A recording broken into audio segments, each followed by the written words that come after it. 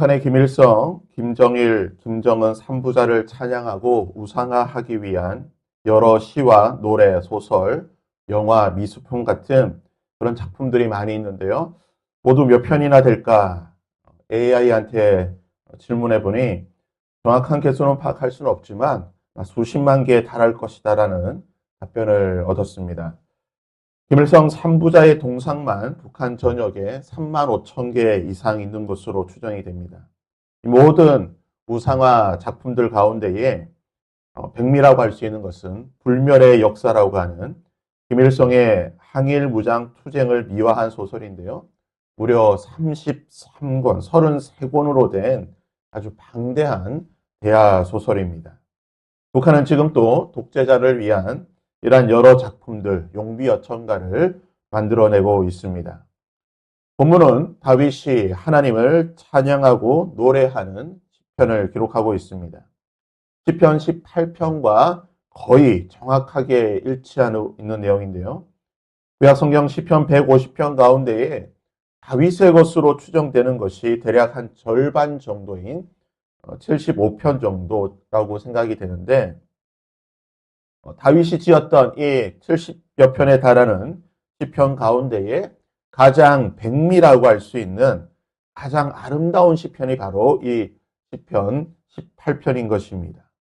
그래서 사무엘서 저자는 이 시편 18편을 다윗이 노래했던 가장 아름다운 시편으로 선택하고 하나님을 찬양하고 있는 이 내용을 사무엘서에서 기록을 하고 있는 것입니다.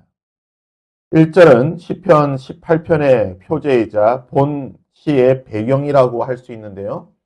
이렇게 기록하고 있습니다. 여호와께서 다윗을 모든 원수의 손과 사울의 손에서 구원하신 그 날에 다윗이 이 노래의 말씀으로 하나님께 아뢰었다, 노래했다라고 말을 하고 있습니다.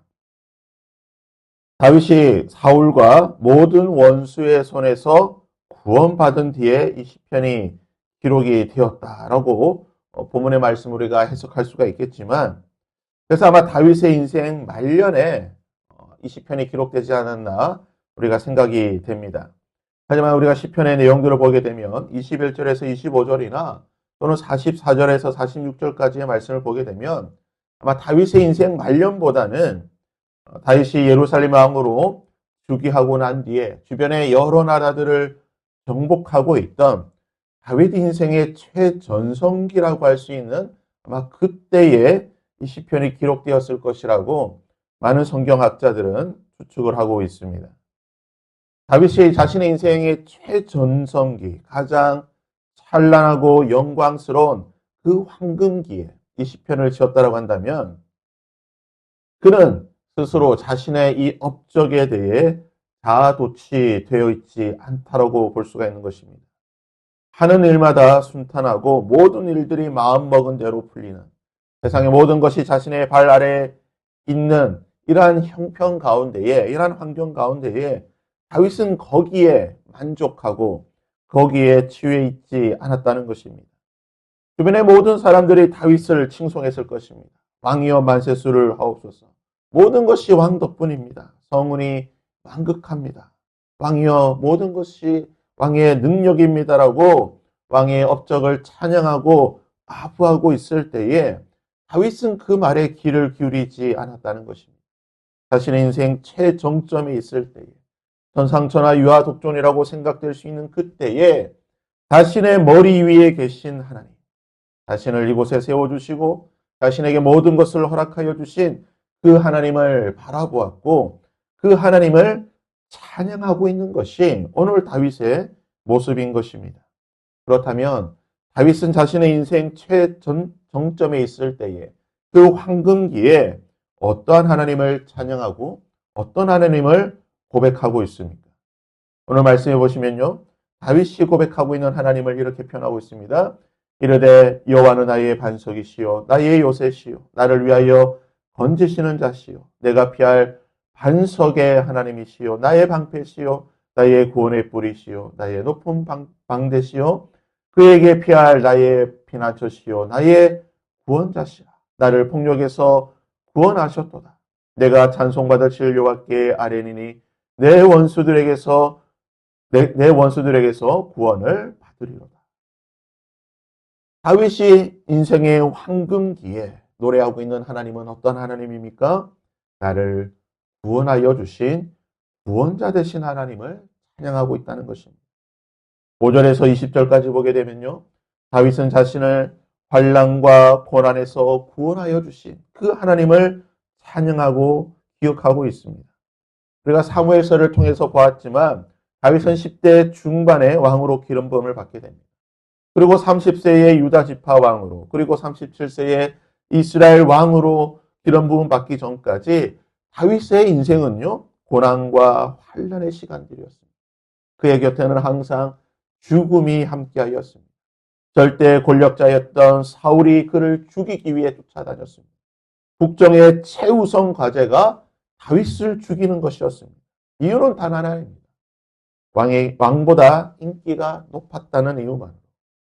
다윗은 목숨을 걸고 왕을 위해 싸웠습니다. 골리앗을 죽였고 왕을 위해 수금을 연주하고 왕을 위해 모든 것을 다하였습니다. 심지어는 왕의 사위 가족이 되었습니다. 그렇지만 사울은 다윗을 죽이기 위해 모든 국력을 동원하고 20년 동안 다윗을 쫓아다녔던 것입니다. 왕에게 배신을 당하고 왕에게 쫓겨다니는 것만 해도 너무나 힘든 일이었지만 다윗을 더 힘들게 하는 것은 다윗은 쫓겨다닐 때마다 그 주변에 있던 사람들 역시 다윗을 배신하고 버렸다는 것입니다. 외면당하기도 하였습니다. 무시당하기도 하였습니다. 심지어는 이방인들에게 조롱과 비웃음을 당하기도 하였습니다. 살아남기 위해 미친 척하며 지내던 시절도 있었다는 것입니다. 이런 비참한 도망자의 신세를 다윗은 20년 가까이 지내게 된 것입니다. 다윗이 오랜 도피 생활 가운데에 수없이 겪었던 고난과 환난과 배신과 조롱 가운데에 그러한 자신을 지켜주시고 구원하여 주신 하나님에 대해 무엇이라고 말합니까? 나를 폭력에서 구원하여 주셨다. 나를 모든 어려움과 환난 가운데서 구원하여 주신 하나님. 다윗은 자신의 인생 최전성기에 자신을 구원하여 주신 그 하나님을 기억하고 찬양하고 있는 것입니다.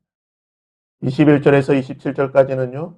다윗이 하나님의 말씀을 지키며 살았을 때에 자신에게 베풀어 주셨던 그 하나님의 은혜를 기억하고 노래하고 있습니다. 기약 없는 도망자의 신세가 얼마나 힘듭니까? 끝이 보이지 않죠. 만약 그 끝이 보인다라고 한다면 좀 참을 수 있고 견딜 수 있고 버틸 수가 있는데요. 다윗 그 당시에는 그 끝이 보이지 않았다는 것입니다. 끝이 알 수 없었기에 아마 다윗에게는 수많은 유혹과 어려움이 있었을 것입니다. 다윗은 함께하고 있는 600명과 그의 식솔들 2,000명 이상 되는 그 사람들의 생계를 책임져야 됩니다. 도망치고 있는데 숨어 지내야 되는데 자신과 함께 있는 이 사람들의 생계를 책임진다? 여러분 어떻게 해야 되겠습니까? 폭력과 불의의 방법을 생각할 수밖에 없습니다. 도둑질을 해야 되나? 산적을 해야 되나? 성을 공격하고 먹을 것을 얻기 위해 악한 어떤 일을 해야 되나? 수단과 방법을 가리지 않고 이 사람들을 먹여야 되나? 다윗은 아마 그에게 이런 수많은 불법과 불의에 대한 유혹이 있었을 것입니다. 하지만 성경은요, 다윗이 그러한 불의를 행하지 않았다라고 말합니다. 도리어 그는 하나님의 말씀을 바라보며 하나님의 말씀대로 살기 위해 노력했고 할 수만 있으면 하나님의 공의와 정의를 실천하기 위해 노력했던 사람이었던 것입니다. 그러기에 다윗은 자신의 삶에 대해 이렇게 노래하고 있습니다. 여호와께서 내 공의를 따라 상을 갚아주셨다. 내 손의 깨끗함을 따라 나에게 갚아주셨고 이는 내가 여호와의 도를 지키며 악을 행함으로 내 하나님을 떠나지 아니하였으며 그의 모든 법도를 내 앞에 두고 그의 규례를 버리지 않았다라고 말합니다. 내가 또 그의 앞에서 완전하여 스스로 지켜 죄악을 피하였나니 그러므로 여호와께서 내 의대로 그의 눈앞에서 내 깨끗한 대로 내게 갚으셨다. 비록 고난과 환난 가운데 수많은 죄악의 유혹이 있었지만 다윗은 하나님의 말씀대로 살고자 노력하였고 하나님의 공의와 정의를 실천하며 살았던 사람인 것입니다. 28절에서 43절까지는요. 다윗이 하나님을 의지할 때에 하나님께서 주셨던 그 은혜를 기억하고 찬양하고 있습니다. 가장 비참하고 가장 외로웠지만 다윗은 자신의 모습을 이렇게 기록하고 있습니다. 나의 발로 암사슴 발 같게 하시며 나를 나의 높은 곳에 세우시며 내 손을 가르쳐 싸우게 하시니 내 팔이 놋화를 당기도다. 다윗의 이 시절의 삶이 어떻습니까? 너무나 비참한 현실이었습니다. 앞뒤 좌우가 막혀 있는 것 같은 그러한 현실이었습니다. 고개를 숙일 수밖에 없는, 절망할 수밖에 없는 그러한 삶이었습니다. 하지만 다윗은 앞뒤 좌우가 막혀 있을 때에 그의 고개를 들어 하늘을 바라보았고 열려있는 그 하늘을 통해 임하여 주시는 그 하나님의 은혜와 능력을 경험하였던 것입니다. 현실은 가장 깊은 절망의 골짜기를 뛰어다니고 있었으나 그의 믿음은 암사슴 발 같게 가장 높은 곳을 다니며 하나님의 은혜를 경험하고 있었다는 것입니다. 사방에서 적들이 둘러싸고 죽음의 골짜기를 지나고 있었으나 하나님께서 그와 함께하여 주시기에 그는 당당히 그 현실을 이겨나갔던 것입니다. 내 손을 가르쳐 싸우게 하시며 내 팔을 놋화를 당기게 하시는, 나를 싸워 이기게 하시는 그 하나님을 바라보며 현실 가운데 살아갔던 것이 다윗의 인생이었던 것입니다. 그 결과 다윗은 44절에서 49절까지 하나님을 찬양하고 하나님을 바라보며 하나님께 기도하였던 그의 삶 가운데에 응답하여 주시는 믿음의 열매를 맛보게 하시는 그 하나님을 찬양하고 있는 것입니다. 주께서 또 나를 내 백성의 다툼에서 건지시고 나를 보존하사 모든 민족의 으뜸으로 삼으셨으니 내가 알지 못하는 백성이 나를 섬기리이다. 이방인들이 내게 굴복하며 그들이 내 소문을 귀로 듣고 곧 내게 순복하리로다. 이 하나님이 나를 위하여 보복하시고 민족들이 내게 복종하게 하시며 나를 원수에게서 이끌어내시며 나를 대적하는 자 위에 나를 높이시고 나를 강포한 자에게서 건지시는도다. 다윗은 자신의 기도에 응답하여 주시는 그 하나님, 그 응답의 기쁨을 맛보며 하나님을 찬양하고 있는 것입니다. 사랑하는 여러분, 믿음은 바라는 것들의 실상이요 보이지 않는 것들의 증거라고 말하고 있습니다. 다윗의 20년의 인생, 그 인생은요 아무것도 보이지 않던 시절이었습니다. 한 치 앞을 내다볼 수 없는 시간들이었습니다.